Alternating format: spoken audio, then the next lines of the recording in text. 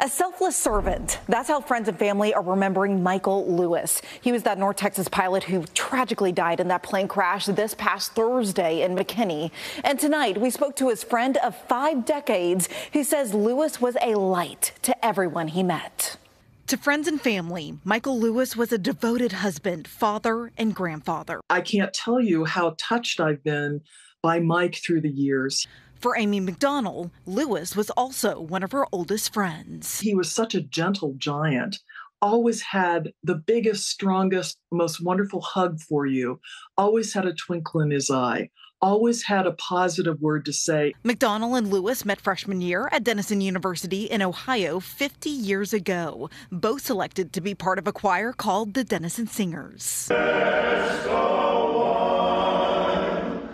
Soon we'll be at home. You could pick him out of a crowd always, and there was such joy coming out of his mouth. When Lewis wasn't singing, you could find him in his airplane, using his piloting passion to serve others. He completed nearly 150 angel flights in his career, where he volunteered to transport people in need. Lewis also led a local nonprofit in Forney that helps battered women. He was basically doing this as a ministry. He would fly people to hospitals for treatment when they couldn't get there. Unfortunately, his flight on Thursday was his last. Lewis and another passenger died in a plane crash in McKinney. The cause of the crash is still under investigation.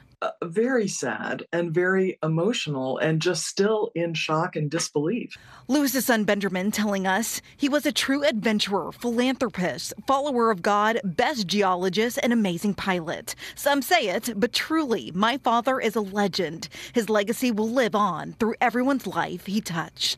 McDonald says her friend's death is devastating, but she takes a little comfort knowing he left this world doing something he loved. With the gifts that he was given, he wanted to give to others.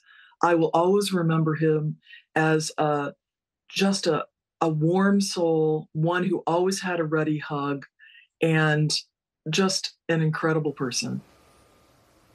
Also, a second passenger, Randy Williams, was the only survivor of last week's plane crash. And we just got an update from his family tonight. They say he is thankfully out of the ICU and breathing on his own once again.